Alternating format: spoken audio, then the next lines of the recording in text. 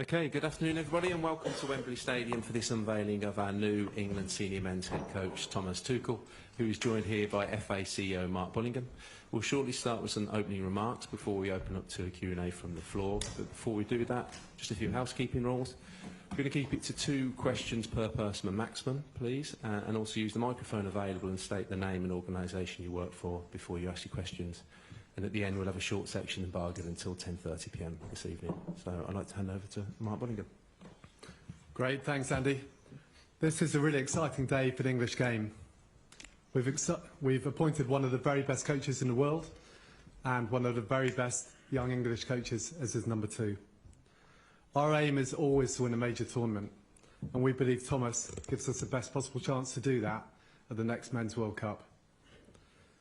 We had a clear recruitment plan in place before the Euros, and John McDermott and the team developed our ideal profile for an international coach and a shortlist if we needed it. After Gareth resigned, we executed that plan. We met and evaluated potential candidates. Thomas was absolutely outstanding, providing a really clear vision for the role and how he would work with our players to get the best out of them and to give us the best chance in the World Cup.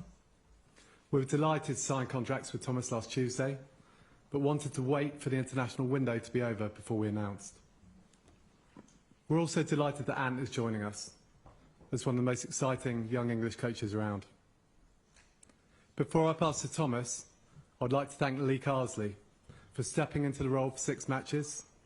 He's handled himself really well, and I'm sure will continue to do so.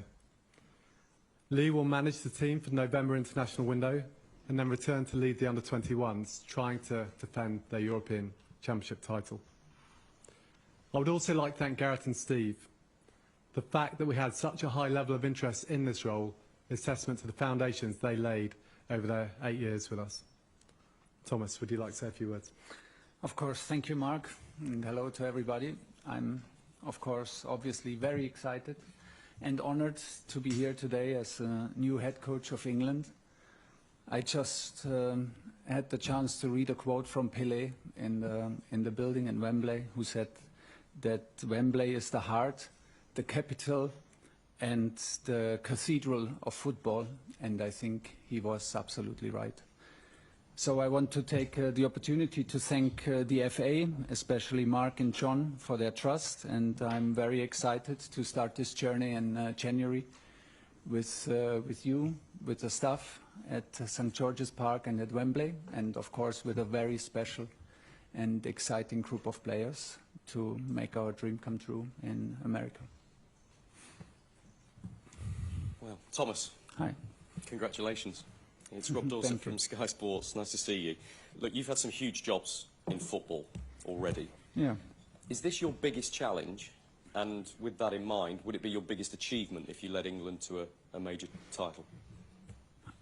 I understood very quickly that it's a big job. I think it's always the job you're in is the biggest job that you don't get, and it does not make a lot of sense to compare. But it feels big, and it feels, like I said, like a privilege. It is very new because I come from club football, so the rhythm, the responsibility, the role is a new role, which is also very exciting. I was very open for that and liked the idea of it. Once Mark and John made clear to me that this job is about football, we never lost the momentum, and once I made a time frame up in my mind from January to the World Cup, I felt already excited, and that it suited my passion and my strive to push this group of players and to be part of this federation with such a strong record in the last tournaments, to push it over the line and to try to put a second star on the shirt. Good luck. Mark, your statement was... Sorry, I didn't mean that the way it sounded. It was a little bit flippant, that, wasn't it? I beg your pardon. Yeah.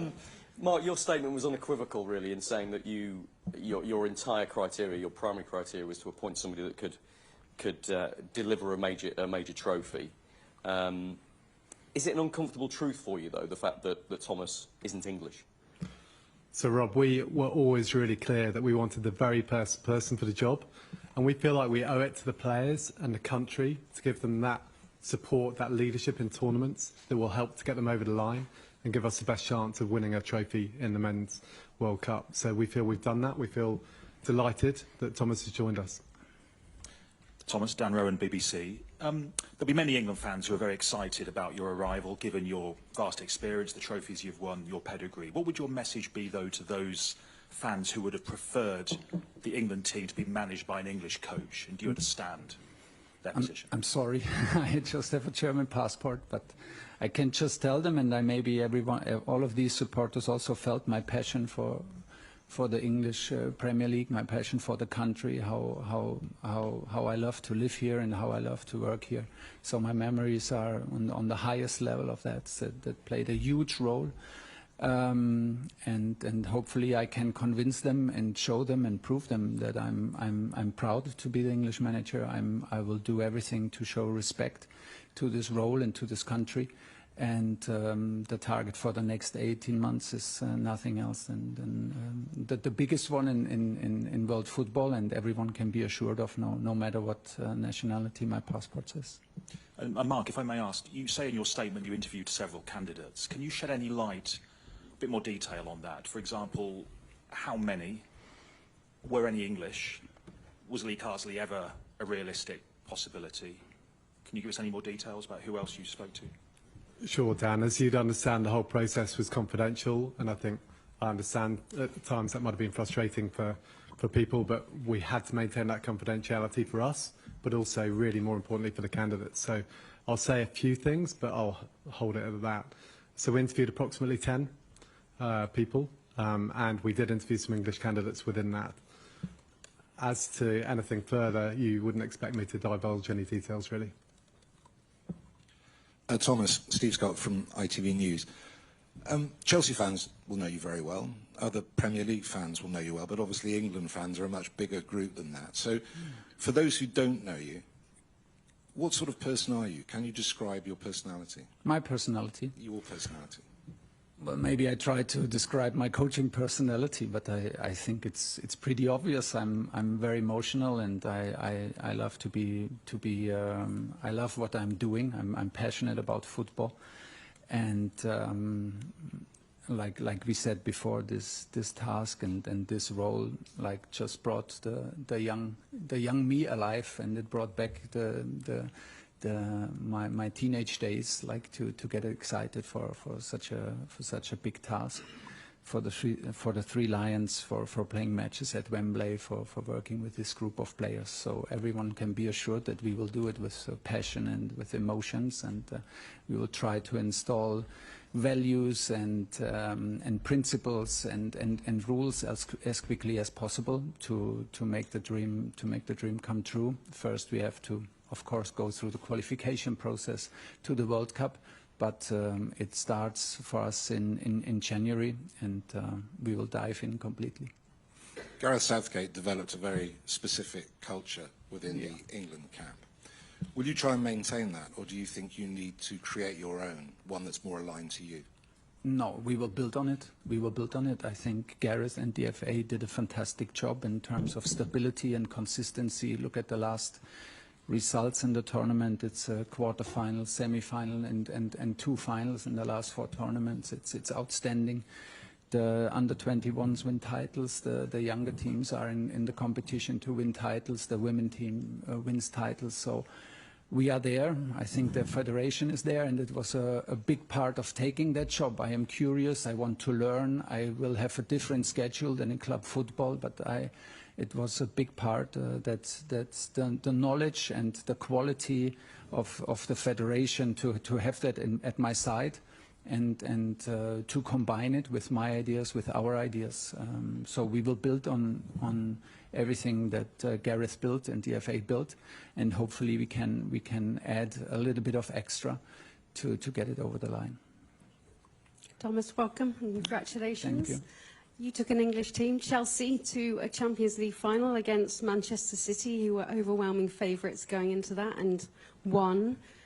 What does the prospect of 58 years of hurt mean to you, and are you relishing putting a second star on an England shirt? Like I said, I got Mark and John made very clear that it's about football, and this excited me very quickly because I was not sure before we had this first talk if this is a role for me like in international football, because the schedule is very different from club football. But then we found so many similarities and so many things that suited my approach and my hunger to achieve special things. I always wanted to come back to England. That was my big goal. I have the best memories of the country, of the league and of the players. The attitude towards the game, the attitudes from the supporters who that shapes the players, and the character of the players was one of a kind. And that's why the offer came in the absolutely right time. We kept the momentum in, and within weeks we found a vision to share and a project and an adventure that I'm very happy to be a big part of. And now I have to live up to it, of course. And I know that there are some trophies missing in the federation, and of course I want to help to make it happen. You just said in a social media post, you said that you would like to put another star on our shirt. Yeah. You're already pledging your allegiance, as it were. A big question for Lee Castley had to answer. Will you sing the national anthem? Does an England manager need to? Yeah, I understood from Mark that it's a personal decision, first of all, if you sing it, and there were managers who sang it and others who didn't. I have not made my decision yet. I want to be very honest with you. Your anthem is very moving. The English anthem is very moving. I experienced it several times here at Wembley, and even out with the players in a FA Cup final. So it was very touching. No matter what decision I will take, we have a bit of time until March. I will always show my respect to my new role, to the country, and of course to a very moving anthem. But as this is a new subject, I will take a little bit time for this decision. Just a reminder, state name and organisation. Rob Harris from Sky News. Welcome back. Congratulations. Thank you. Are you prepared for the pressure and intensity that the England job brings? And was that something that was on your mind in the past? Perhaps managers decided not to take this role because of the spotlight on their private life and things like that? This is always the last thing I think about, and because I'm up for the pressure on the sportive side. I'm up for the big challenge. I'm up for the task. I'm up for these 18 months to work with this group and be part of this amazing federation. So these are all the reasons to jump in. The pressure on the personal side, or the pressure that comes from media and that could arise if things don't go so well, is never part of the decision making, and I don't feel it so much. I feel it, of course, then in the process, but it's always it's always a privilege, and my love and my passion for the game is always much more than the downside of it. And from watching England at recent tournaments, how do you think you can make the difference and turn this team into trophy winners? I think, first of all, they are there. We are there. The players proved, the group of players proved that they are there. The consistency of quarterfinals, semi-finals, finals is impressive, and it shows that we have players who compete in the strongest league in the world, day in, day out. So we have the ingredients, and we fully trust that this is the moment to install, maybe also from club football, patterns, behaviors, principles that can maybe help to push the team over the line.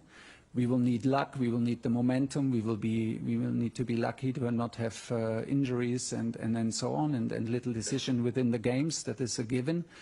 But we feel confident to add something from our experience in club football that can maybe help. But most important is to even if we speak out now very openly what the target is about the second star, we have to prove ourselves all the time. You're a national player every single day. I will be a national coach every single day, and not only when a camp is.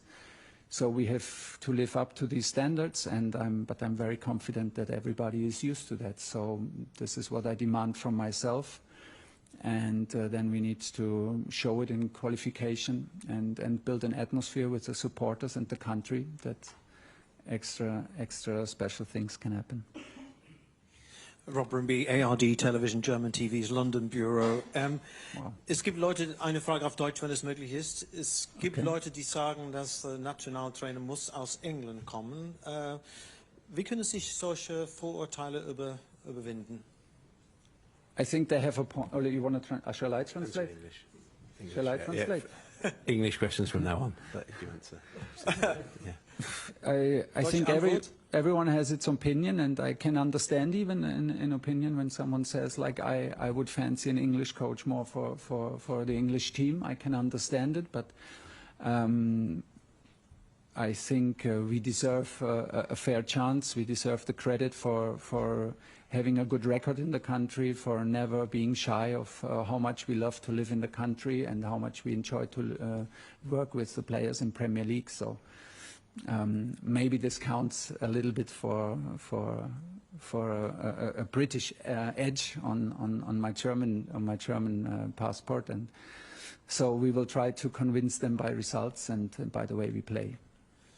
In English then, Gareth Southgate was described as, by many people, as sympathetic, human and emotionally intelligent. How would you describe yourself? I think we're all human. I mean, we're all human, and this is a big part of the job. I think, like I said, I am impressed of the record that Gareth provided with this team, and I am very well aware of what he built together with Mark and John in the federation as a foundation. And now it's on us to leave our own marks, to leave our own footprints, and yeah, we will try to take the next step from there. Hi, Thomas. Congratulations. It's been widely reported that you've signed an 18-month contract. Is that true, firstly? And secondly, if so, how do you feel about potentially only having one shot at a tournament? Well, let's see. Let's see. It's 18 months, and then we agreed to sit together, and then we see. I mean, I have good experience with 18 months, personally. Unfortunately, also, sometimes I'm working on my long-term game, but you never know. The point was, in this particular case, that it was important for me to have a frame around it, because it's a little bit a step into the unknown for me. I am used to work on a daily basis with the staff. I'm used to work with a daily basis on the team, to have the influence on 60, 80 people in a training camp on every single day, to be 3 days a week away in hotel rooms and prepare matches. And this will be very different. So, like the last piece of bit for me to understand that this is something that can really excite me to the fullest, and was the time frame of 18 months. To not also and to also to demand from myself to not lose the focus for all of us. So I think it's a good time frame, because it will help us to focus. We are focused on the qualification and on the World Cup. It will help us in the nomination process. It will help us in the communication towards the players within the staff. So I think this is now very streamlined and very easy to explain. We are here to work on the best possible outcome for the World Cup 26. And then let's see, whatever comes. You obviously came in at Chelsea and had an immediate impact and won the Champions League in a matter of months. Do you think that experience is translatable to England and the time frame you've got now? I think so, yes, but I'm not fully sure, because I have to feel into it. The schedule will be different, the workload will be different.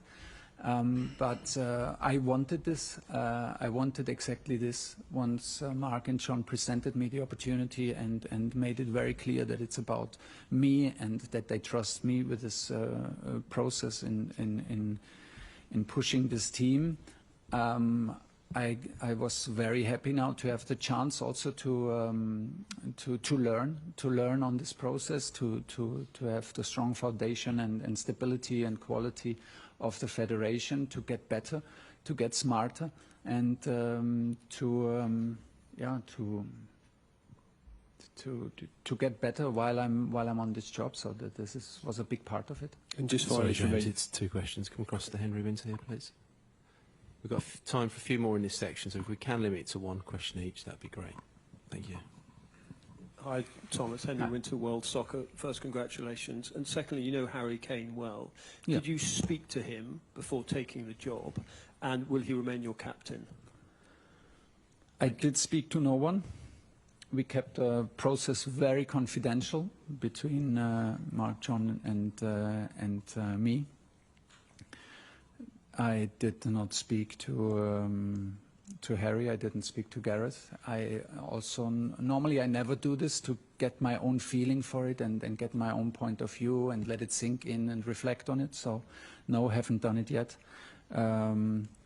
You know, it's too early to answer these kind of questions. You know how highly I think and feel for Harry and how much I fought to bring him to Bayern Munich, and so he is already on his way to be a legend in English football. But now I think it's also very important to give the respect to Lee and the camp, the upcoming camp in November, to take his decisions free and without me interfering, and then we will answer this question latest in March. Hi, Thomas. James Robson, Associated Press. You said it was a goal to get back to England. Can I ask why? Say again? You said it was a goal to get back to England for you. Can I ask why you chose England over, say, Manchester United, who you've been strongly linked with? Which would also have been England, but in why the country. National team? Because the idea and the way John and Mark presented it was very fast, very exciting, and it was very confidential, it was very trustful, it was very straightforward, and yeah, that was basically a decision for this job and not a decision against anything else. You will understand that I will not comment on individual players today, and for sure not comment, like always, on any other clubs. Can I ask, Mark, were you rejected by anyone? Or was Thomas the only person you offered the job to? We ran a really clear process. We spoke with 10, like I say, approximately 10 people throughout the process. Clearly some were more up for the role than others, but we were absolutely delighted to end up with Thomas, and we believe he gives us the best chance of winning the World Cup, so we believe we've got the best candidate for the job. Okay, sorry to disappoint those waiting. We'll have to end the live section at that moment. From this moment onwards, it's embargoed until 10:30 p.m. this evening. We'll also make this one question per person so we can get through as many of you as possible. Ian Laderman, do you want to take the mic? Hi Thomas, Ian Laderman from the Daily Mail. Kind of two short questions in one really. And Mark, you may have an input. Why are you not starting for the November internationals? We've got two very big games coming up. And secondly, did the FA make a prerequisite that you live in England, and will you live in England? I love to live in England. I'm looking forward to living again in England. I want to be close to Premier League. I want to be close to the majority of the players. But of course, the schedule will also allow me to be close to my family, my children in Germany. So, but yeah, I will be in England.